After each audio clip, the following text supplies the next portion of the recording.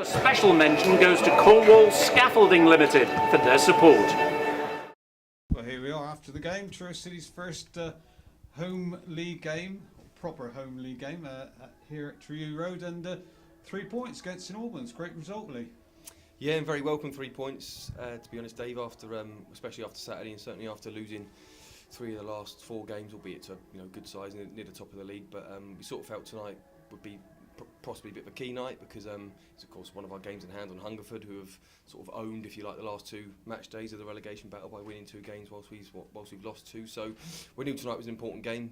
It's important, obviously, coming home if you like for the first time this season in the league, to put on a good show and more importantly win the game, and delighted that that happened. Yeah, you had to switch it around a little bit, putting Austin Booth at right back, Jamie Richards obviously coming back in. What was your thoughts? Were you going to try and tighten it up at the back, I assume? Yeah, it's difficult with that, Niall, because he hasn't missed any games so far this season, so we're not used at all to not playing with him. But we sort of hedged our bets a little bit with Austin at right back and Nick Hurst in midfield, knowing that if that didn't work, we could put Nick Hurst at right back and Austin back in midfield. So we sort of almost picked 2 teams in one there. But we knew Austin would have to do more a defensive job at full back than what Niall does, because of course he does a great job bombing up and down the line and getting crosses in.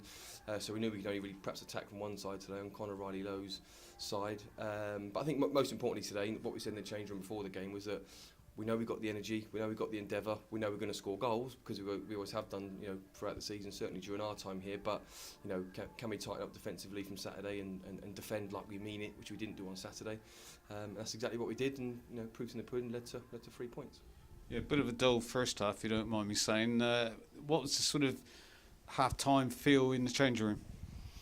Just keep doing what you're doing. I think really the only thing we really said to the boys at half time was 2 things they could improve on, was to get the ball behind St Albans quicker, because they play with a back 3 and didn't look like they were the happiest defending. So we thought we could do that a little bit quicker and just deliver set pieces better. We sort of thought might be a key night with set pieces as well. So as long as we did those 2 things better, we sort of thought that with the pitch being sticky and quite sort of tricky as it was today, there was going to be a mistake for either team, pitch induced, and of course that sort of happened. Nick Grimes made a bit of a slip for their goal, which is purely like I said down to the pitch, but the lads got over that, and whereby in the last 4 games we've conceded 1 and gone on to concede 2, 3 and 4 pretty quickly. We sort of knuckled down and got the equaliser and led to a win.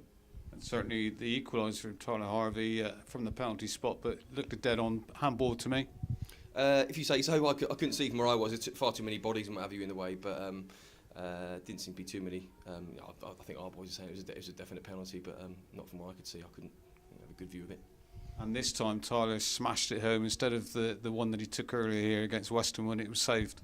Yeah, well, I think that's brainy, that, because anything that you roll along the pitch today from the penalty spot's just going to come off the pitch so slowly. So I was sort of saying in the dugout, just put your laces through it or lash it, lash it high. Don't rely on the pitch to do the work for you. So used his brain there, and like a top striker that he is, and it was a good equaliser at a good time for us.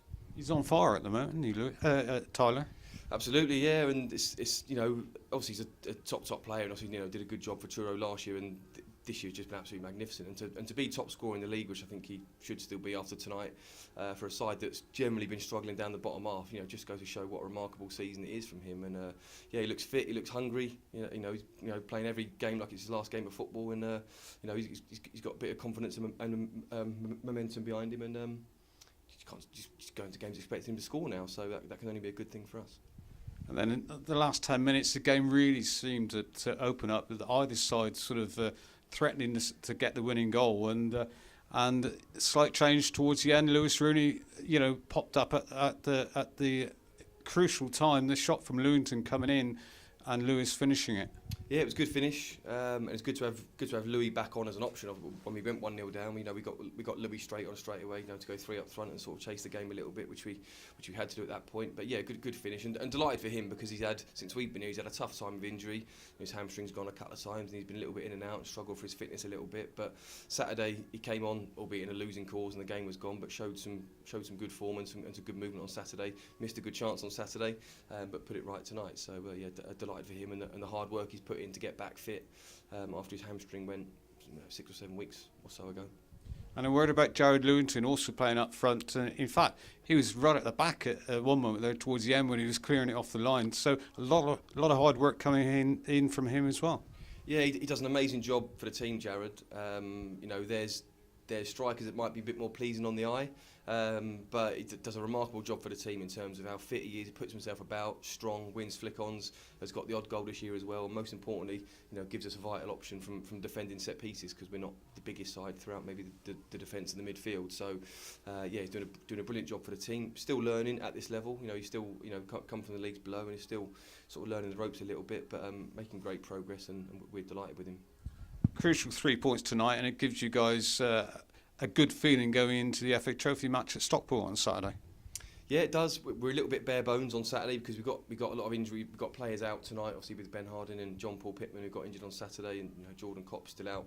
And Tom Richards missed tonight as well with the concussion that he picked up at Hungerford. And then of course we're going to Saturday with Nick Hurst, Nick Grimes, both cup tied. Going to have a team or what? Well, it's going to be a struggle. I think we might even be getting Meek signed on to make a little cameo appearance off the bench. Probably the fittest 45-year-old in the league, I would say. But but it's going to be a little bit bare bones. But make no mistake about it, the league is our priority this year. Anything that happens Saturday is a bonus. Of course, we'll go up there and give it a right good go. We know that they're very, very strong side and doing well in their division, but we're going to be a little bit bare bones. We'll go up there and give it everything. If we get something, all well and good. If not, we'll happily come back and focus on the league, which is most important for this year. Well done tonight, Leigh, and good luck Saturday. Cheers, Dave.